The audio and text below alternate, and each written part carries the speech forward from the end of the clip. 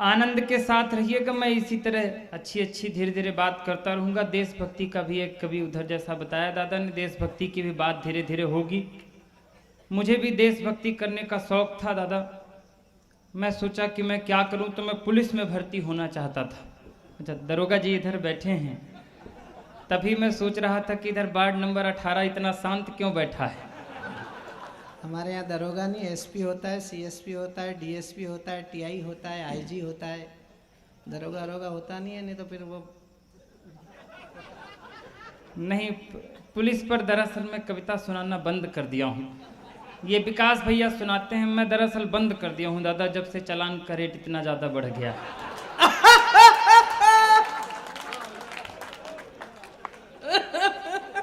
लेकिन मुझे भी देशभक्ति करने का जब भूत सवार था दादा, तो मैं भी एक मन आ गया था मेरे भी कि मैं पुलिस में भर्ती होना चाहता था। तो मैं जबलपुर ग्राउंड पहुंच गया।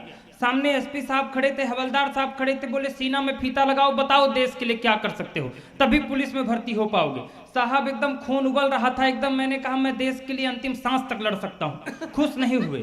बोले दूसरी बार फीता लगाओ, सीने में बताओ देश के लिए क्या कर सकते हो, तभी पुलिस में भर्ती हो पाओगे। साहब लहू का कतरा कतरा देश के नाम कर सकता हूँ, और क्या करूँ, तब भी खुश नहीं हुए। बोले अंतिम मौका दे रहा हूं, ठीक से फीता लगाओ और बताओ देश के लिए क्या कर सकते हो, तभी पुलिस में भर्ती हो पाओगे। हम सीना में फीता लगाए और सांस फुला के बोले दादा भाई हम कह साहब ऐसा है कि हम 1.5 लाख तक दे सकते हैं।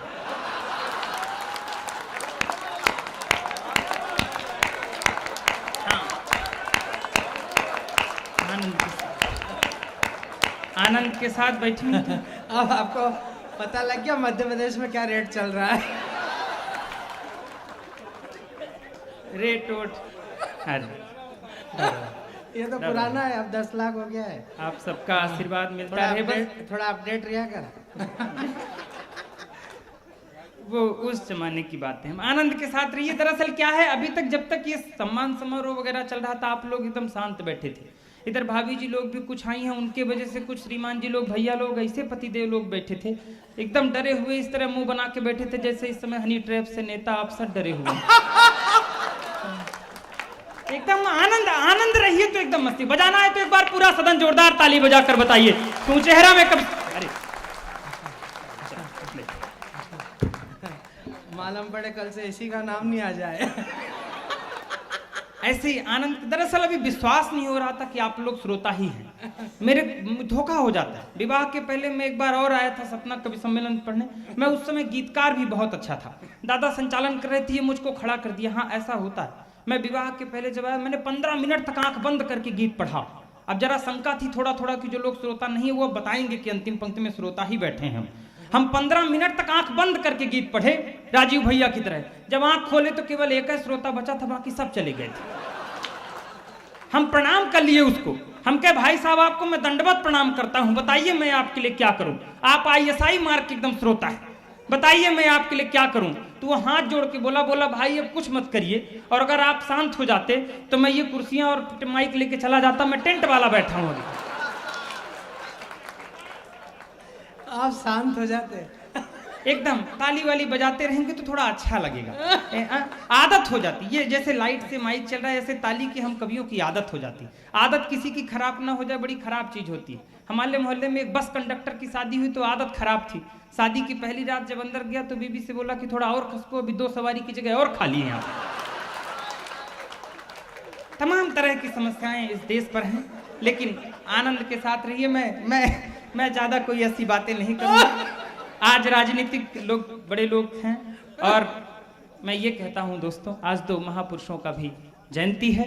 एक वो महापुरुष जिसने कभी किसी औरत की फटी साड़ी देखकर आजीवन धोती पर रहने का वचन लिया, और एक वो महापुरुष जिसने एक रेल दुर्घटना होने पर भी अपने तत्कालीन रेल मंत्री पद से इस्तीफा दे दिया था। उन दोनों महापुरुषों की जयंती पर एक बार पुरजोर तालियां यहां से वहां तक वो चेहरा बताए कि कवि सम्मेलन उनकी याद में शुरू हो रहा है, उनकी स्मृति में शुरू है। तमाम आनंद। राजनीतिक बातें कोई करनी ही नहीं चाहिए नीलांशु भैया। राजनीतिक कोई बात नहीं। अभी चुनाव निपटा है, चुनाव से एक बार निपट के आइए तो ऐसा लगता है कि जैसे कुंभ नहा के आ गए। हम 4-5 महीने त्रस्त थे, तरह तरह के लुभावने आते थे। एक नेताजी चुनाव प्रचार करने गांव पहुंचे तो बाहर से खड़े होके बोले, कहीं इस बार हम लोगों को फिर से वोट दीजिए, विकास होगा। इस बार हम लोगों को फिर से वोट दीजिए, विकास होगा। तो अंदर से एक चाची निकल आई, कहीं नेताजी झूठ मत बोलिए, पिछले बार भी आप बोल गए थे कि विकास होगा, लेकिन विकास नहीं हुआ था, पिंकी हुई थी। तमाम तरह के लुभावने अलग अलग। एक नेताजी और शहर में आए तो आते ही बोले, हाँ आते ही बोले, कहीं क्या समस्या है आपके शहर में? हम क्या साहब, कांग्रेस की सरकार आ गई, हमारे यहाँ कोई समस्या नहीं है, सड़क है, पानी है, बिजली है, सब है हमारे यहाँ, केवल शमशान नहीं है हमारे शहर में। कोई मरता है तो बहुत समस्या होती, शमशान नहीं है साहब। नेताजी और खतरनाक थे, कहीं इस बार हम लोगों को वोट दीजिए, एक एक घर में शमशान बना देंगे। आइए 4 पंक्तियों से धीरे से शुरू होता हूँ। ये बड़े लोग बैठे हैं, ये बड़ी बगिया है, एक छोटी सी कली इस बड़ी बगिया की आपको झलक दिखाने के लिए खड़ा हुआ है। मैं 4 पंक्तियां समर्पित करता हूं धीरे से। अभी पुरुष पीड़ित पर्व एक आने वाला है 15-20 दिन में, एक ताजिया से, कोई भूमिका की आवश्यकता नहीं, मैं निवेदन करता हूं, सुनेगा 4 पंक्तियां। कि इस दौर में श्रीमान पति हो गया बेहाल, इस दौर में श्रीमान पति हो गया बेहाल, घर वाली मूलधन ब्याज मांग रही है, उपहार मांगने की है प्रथा पुरानी यहाँ, उपहार मांगने की है प्रथा पुरानी यहाँ, चूड़ी बिंदिया सिंगार साज मांग रही है, दौर महंगाई वाला इतना है विकराल, बीवी जो कभी न मांगी आज मांग रही है, सोना नहीं चांदी नहीं गहनों के बदले में, इस करवा चौथ में प्याज मांग रही।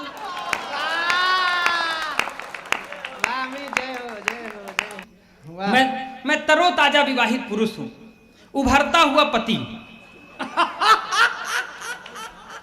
कि मैंने एक शादीशुदा मित्र से ये पूछा, यार तुम ये बताओ दूल्हा घोड़े पे क्यों जाता है? ये नचिकेता ओज सुनाता है, मैं एक खोज की बात सुनाता हूँ। मेरे मन में एक बात आई दादा भाई कि आखिर दूल्हा घोड़े पे ही क्यों जाता है, गधे पे क्यों नहीं जा सकता? दादा 4 पैर का तो गधा भी होता है। अंतिम पंक्ति में आपको पता चलेगा कि दूल्हा गधे पे क्यों नहीं जा सकता है। अगर मजा आ जाए तो फिर अंतिम पंक्ति तक बता दीजिएगा पीछे तक। कि मैंने एक शादीशुदा, एक दिन वो मुझसे कह रही थी, कहीं जानते हैं आपको पाने के लिए मैंने 16 सोमवार के व्रत रखे। मैंने कहा अगर वो ना रखती तो? बोली फिर आपसे भी गया गुजरा मिलता। मैंने एक शादीशुदा मित्र से ये पूछा, हाँ बोली जानते हैं आपको शादी के पहले भी मैं बहुत अच्छी तरह से जानती थी, शादी के पहले भी मैं आपको आकर देखती थी घर में। मैंने कहा जब इतना देखती थी तो आखिर तुमने मुझ में क्या देख करके शादी की? बोली 1-2 बार मैंने आपको आपके घर में बर्तन मांजते हुए देखा था। मैंने एक शादीशुदा, अंतिम पंक्ति तक पहुंचिएगा कि दूल्हा गधे पे क्यों नहीं जाता है। मैंने एक शादीशुदा मित्र से ये पूछा, यार तुम ये बताओ दूल्हा घोड़े पे क्यों जाता है? उसने कहा जो यार याद मत दिलाइए, सोच कर उस दिन को आंसू आ जाता है। राज की बात यह मैं तुमको बता रहा हूँ, हालांकि कुंवारों को न बतलाया जाता है। और अंतिम बार घोड़े पे वो चढ़ता बेचारा है, उसके बाद खुद ही गधा बन जा। ये आकाश से उतरते हुए टीवी चैनलों से किस तरह कुसंस्कार फैला है हमारे और आप सबके समाज में। इन्हीं कुसंस्कारों का ही प्रभाव है कि आज माँ बाप अपने बच्चों से ये उम्मीद नहीं करते कि मेरा बेटा मुझे खाना देगा या नहीं, बल्कि इस बात की भी चिंता करने लगे हैं कि मेरा बेटा मेरी चिता को आग देगा या नहीं। मैं 4 पंक्तियां समर्पित करता हूं, अगर ठीक लगे तो फिर आप सबका समर्थन मिले। कि खुशियां न पूछो यार पुत्र पैदा होने पर। एक पिता का पार्थिव रखा था, 4 बेटे उसके प्रदेश से आए थे, लेकिन दुर्भाग्य उस पिता का कि चारों बेटे अपने पिता को दाह संस्कार करने को तैयार नहीं थे। कोई अपनी बीमारी का बहाना कर रहा था, कोई 13 दिन छुट्टी ना मिलने का बहाना कर रहा था। वो दृश्य आंखों पर रखी और 4 पंक्तियां निवेदन करता हूं। कि खुशियां न पूछो यार पुत्र पैदा होने पर, परिवार वाले लोग नाचते व गाते हैं। बेटे की संवारने के लिए जिंदगी को रोज माता पिता सपने भी कितने सजाते हैं। वक्त का ये खेल देखो बेटे जब कमाने लगे, समय बदला। वक्त का ये खेल देखो बेटे जब कमाने लगे, सपने माँ बाप के वो आंसू बन जाते हैं। और अंतिम पंक्ति में एक शब्द का 2 अर्थ में प्रयोग किया है, अगर अंदर तक झकझोरे तो फिर पीछे तक हाथ खोलिएगा। वक्त का ये खेल देखो बेटे जब कमाने लगे, सपने माँ बाप के वो आंसू बन जाते हैं। कंधे पे पिता ने जिन बेटों को घुमाया कभी, वही बेटे आज कंधा देने में लजाते हैं। कंधे पे पिता ने जिन बेटों को घुमाया कभी वही बेटे आज। 4 पंक्तियां और समर्पित करता हूं, बड़े लोग बैठे। मात पिता ईश्वर का रूप दूसरा थे यहाँ, लगता है जाने किस दौर की ये बातें हैं। इन बड़े लोगों के बीच शायद मैं कभी बन पाया या नहीं इनको सुनकर, लेकिन अंतिम पंक्ति में एक पलट और करता हूं अपनी कुबुद्धि से, अगर ठीक लगे तो आशीर्वाद दीजिएगा।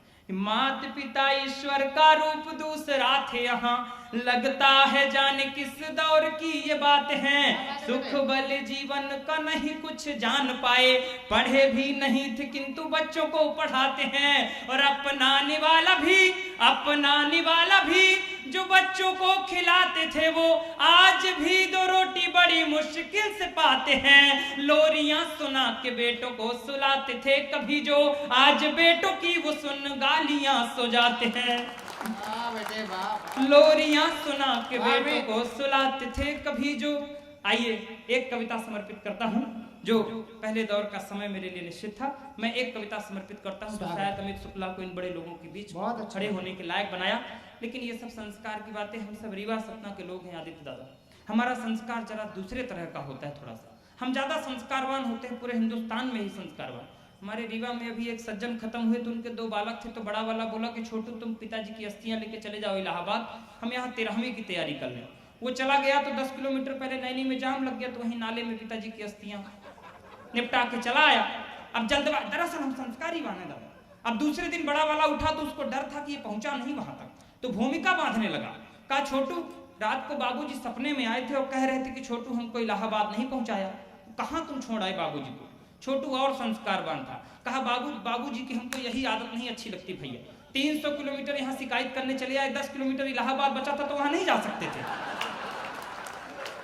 ये हम लोगों का संस्कार ज्यादा है थोड़ा, सही से हम लोगों का कल्चर ही अलग है। सतीकांत दादा अभी पिछले महीने 2 महीने पहले भी रीवा गए थे, तो मैं इनको घुमाने के लिए ले गया, तो कहीं रीवा सतना ये थोड़ा सा डिजिटलीकरण नहीं हो पाया। हम कहे काहे, कहीं यहाँ डिवाइडर नहीं दिख रहे हैं सड़क के बीच। हम कहे दादा आप महानगर में रहते हैं, वहाँ डिवाइडर बनाए जाते होंगे, हमारे यहाँ प्राकृतिक रूप से डिवाइडर रहते हैं। लेकिन कैसे? हम कहे हर आधा किलोमीटर के बाद देखिए सड़क के बीचों बीच एक बैल खड़ा रहता है, वो डिवाइडर का भी काम करता है और ट्रैफिक हवलदार का भी काम करता है। आइए मैं एक कविता समर्पित करता हूँ, निवेदन करता हूँ, जो मेरी परिचय की कविता है। 2.5 से 3 मिनट मैंने तालियां आपसे बजवा ली हैं। इस कविता की भूमिका केवल इतनी है कि मैं जब पति बना तो हर पुरुष का सपना होता है कि पति बनने के बाद पिता बनना। जब कवि एक पिता बनना चाहा तो कवि की कल्पना कहां से कहां तक गई। निवेदन करता हूं, कोई ताली नहीं, कोई बाह नहीं, मेरे मन से जुड़िएगा। अगर मैंने आपके चेहरों पर खिलखिलाहट लाने की कोशिश की है तो कसम उस खिलखिलाहट की थोड़ी देर मेरे मन से जुड़िएगा। चित्र बनाइएगा, छंद मुक्त रचना 2 से 2.5 मिनट। निवेदन करता हूं, मंच का भी आशीर्वाद चाहता हूं कि कल रात मैंने एक सपना देखा। सपने में कोई अपना देखा, एक अजनबी सी सूरत थी, देखने में बड़ी खूबसूरत थी। मैंने पूछा क्यों मौन हो तुम, प्यारी ये तो बताओ कौन हो तुम। बोली अभी तक धरती ने मुझे जाना नहीं। पापा क्या आपने भी मुझे पहचाना नहीं। मैं बहुत ही जल्द किलकारी मारने वाली हूँ, आपकी बेटी बनकर धरती में आने वाली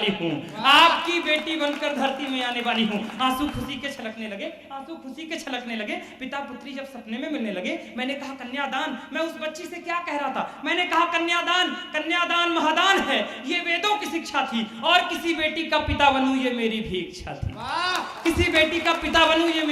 थी। इसलिए सारे दुख दारिद्रों को हर जाओ, बिटिया लक्ष्मी बनकर आ मेरे घर जाओ। तुम्हारे आने पर खुशियां मनाऊंगा, नाच गाना और जलसा कराऊंगा। तुमको कांधे पर बिठाऊंगा, पालने पर झूला झुलाऊंगा, उंगली पकड़कर स्कूल पढ़ने ले जाऊंगा, पढ़ा लिखा कर बड़ा अफसर बनाऊंगा। अरे आओ देखो तो बेटी मेरा देश कितना खूबसूरत है। दादा भाई मैं उस बच्ची को इस माटी का गुणगान सुना रहा था। मैंने कहा अरे आओ देखो तो बेटी मेरा देश कितना खूबसूरत है, जहाँ हर बाला देवी की मूर्त है। अरे जब कोई अपने सत्कर्मों का फल पाता है तब वो इस धरा पर जन्म लेकर आता है। इतना सुनते ही कविता का यू टर्न मारिएगा। इतना सुनते ही उसकी सिसकियां फूट पड़ी और वो गुस्से से मुझ पर टूट पड़ी। बोली सच है पापा, कभी देवता पैदा हुए थे इस देश में। अब शायद अगली पंक्ति में आपके गुस्से की तालियां आएंगी। बोली सच है कभी देवता पैदा हुए थे इस देश में, अब तो बस दरिंदे घूमते हैं यहाँ इंसानी वेश में।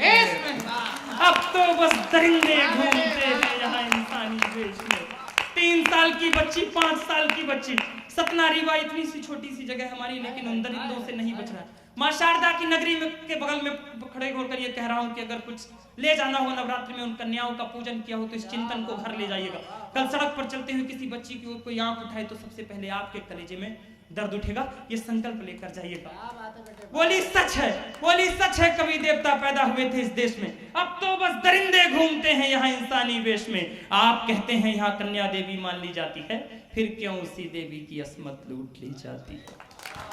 मैं जैसे ही अपने पैरों पर खड़ी हो जाऊंगी, और वो बुच्ची बच्ची मुझसे क्या कह रही थी, अंतिम 4-6 पंक्तियां संभालिएगा। मैं जैसे ही अपने पैरों पर खड़ी हो जाऊंगी, आपको पता भी नहीं चलेगा कब बड़ी हो जाऊंगी। पिता के लिए पुत्री कभी बड़ी नहीं होती है। मैं जैसे ही अपने पैरों पर खड़ी हो जाऊंगी, आपको पता भी नहीं चलेगा कब बड़ी हो जाऊंगी। अरे आपका कलेजा तो उस वक्त दर्द से मचल जाएगा जब कोई भेड़िया आपकी खिलखिलाती कली को कुचल जाएगा, और आप उस भयानक दर्द को फिर सह नहीं पाएंगे, और उस घटना के बाद समाज में इज्जत से रह नहीं पाएंगे। इसलिए क्षमा कर देना। हम सब रोज बिटिया मांगते हैं उस परमात्मा से, लेकिन उस बच्ची का दर्द, इसलिए क्षमा कर देना। हे पिता क्षमा कर देना। मांगना तो भले कुछ मांग लेना ईश्वर से तुम, लेकिन भूल से भी औलाद अपनी बिटिया ना मांग लेना तुम।